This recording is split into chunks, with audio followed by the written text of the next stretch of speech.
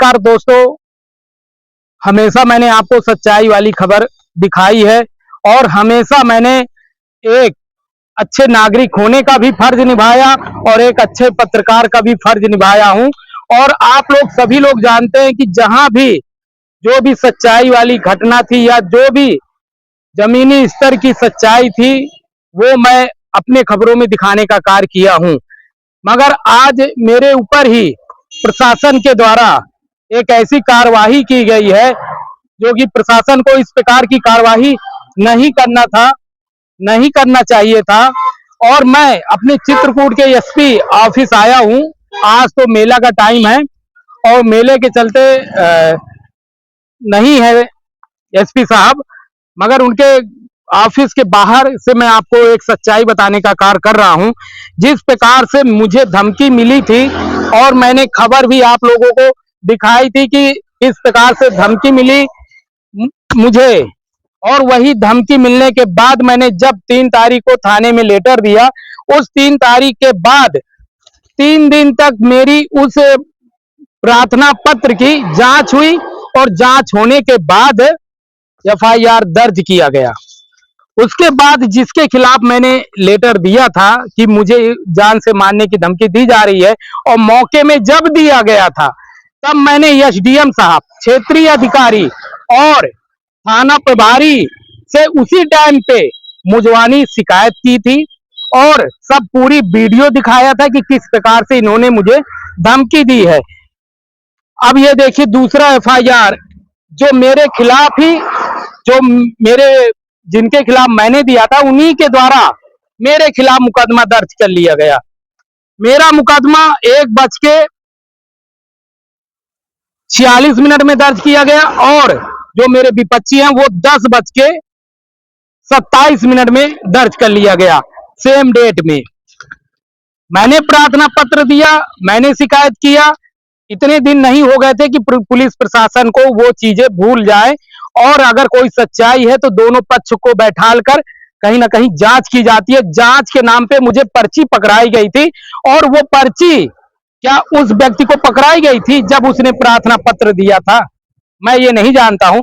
मगर जो मैं बोलूंगा उसका एक एक साक्ष्य मैं आप तक अवश्य दूंगा। और मेरा हाथ जोड़कर निवेदन है पुलिस अधीक्षक से कि जो ये पत्रकारों के ऊपर मुकदमा लगाकर पत्रकारों को दबाने का कार्य किया जाता है, ये नहीं होना चाहिए।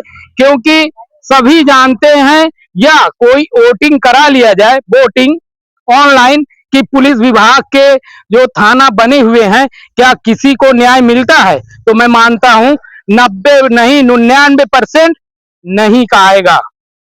क्यों इस प्रकार की छवि आप लोग बना रहे हैं कि जनता का विश्वास आपसे उठ जाए?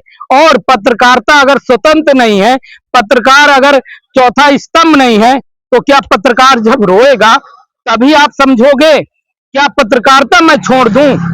आप बोले इंस्पेक्टर साहब यादव जी, तो मैं पत्रकारिता छोड़ दूंगा, मैं मऊ छोड़ दूंगा, नहीं आऊंगा। आप दलालों को बैठा लिए अपने ऑफिस में और खूब वहीं से थानागिरी करिए, लोगों को न्याय दीजिए और खूब पैसा लेकर मुकदमा लिखिए। मेरे पास सबूत है।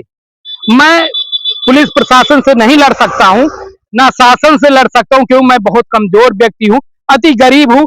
माँ के पैसे, मेरी माँ एक जॉब में थी, खत्म हुई, उसी पैसे से एक गाड़ी मैंने खरीदा माँ के नाम पर।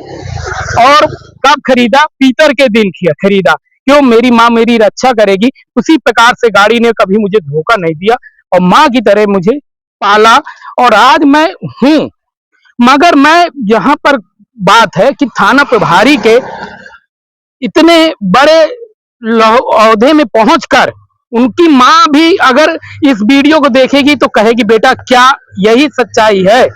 मैं भी किसी का बेटा हूं, मैंने किसी के नाम पे गलत प्रार्थना पत्र अगर दिया है, या उनके पास थोड़ा सा भी उस प्रार्थना पत्र में जो आपने थाने में बैठाल कर लेटर लिखवाया है वो अगर एक भी सही है तो जो कहेंगे मैं कर दूंगा। अगर मैंने सबूत दे दिया कि आपने पैसे लेके मुकदमा दर्ज किया, क्या आप अपनी वर्दी उतारेंगे?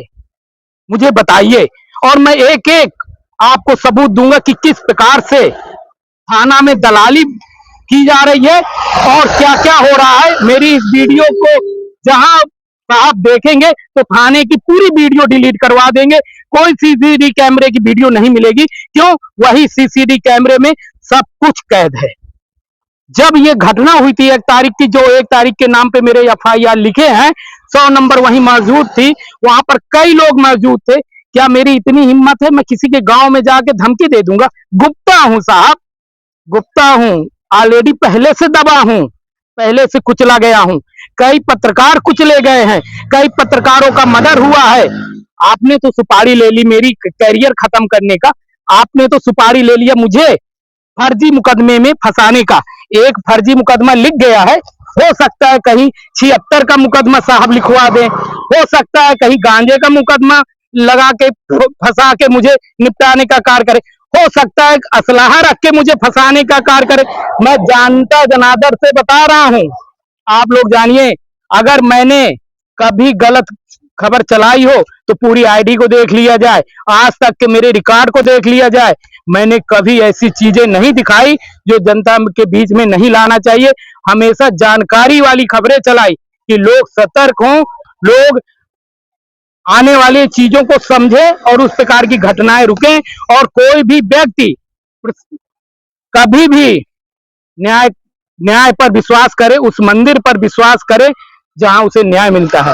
क्या उस मंदिर का गरिमा ये छल और बर्बाद नहीं कर रहे हैं? एसपी साहब, डीएम साहब, मैं अपने जिला अधिकारियों से निवेदन करता हूं, मैं आपके द्वार आया हूं और मिलकर आपसे पूरी बात बताना चाहता था, मगर आज मेले की वजह से मैं आपसे मिल नहीं पा रहा हूं।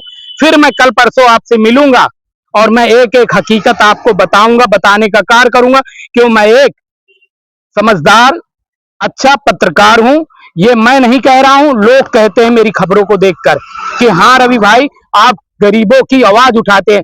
क्या कितने लोग मेरे साथ हैं, वो इस खबर को शेयर करें और ज्यादा से ज्यादा शेयर करें, जिससे लोग पता कर, लोग जान सके कि किस प्रकार से एक पत्रकार को दबाने का कार्य किया जाता है, किस प्रकार से एक पत्रकार को मान लीजिए इतना दर्द हुआ है कि रात भर नींद नहीं आई है भाई साहब, नींद नहीं आई है। नींद डर के मारे नहीं, डर के मारे नहीं, नींद इस वजह से मैं अगर ये खबर चलाऊंगा तो लोगों क्या विश्वास हट जाएगी कि क्या होता है। सबको पता है पूरे मऊ में, अगर वोटिंग करा लिया जाएगा तो लोग चुप्पे से पूरी बात लिखकर लेटर में दे देंगे साहब इतना ज्यादा लोग पीड़ित हैं। और ऐसा मत करें, ऐसा मत करें, हाथ जोड़कर निवेदन है, आप अपनी गरिमा को बचाएं। गरिमा बहुत बनाने में टाइम लगता है, बिगाड़ने में बहुत जल्दी बिगड़ जाता है। चलिए ठीक है, कोर्ट तो है ही है, मैं कोर्ट में सबूत दूंगा, साक्ष्य दूंगा, सब कुछ दूंगा। मैं जाऊंगा, मैं न्याय वहां से लूंगा, आप नहीं दे रहे हैं। आप ऐसे ही बस इतना हाथ विनती है कि फर्जी मुकदमे में मत फंसाइएगा, कैरियर खत्म मत करिए साहब, अपराध पैदा मत करिए, अपराध पैदा मत करिए, क्योंकि अपराध वहां से कहीं ना कहीं लोग सुधरते हैं, वहां से अपराध जिंदा ना हो। नमस्ते साहब, जय हिंद।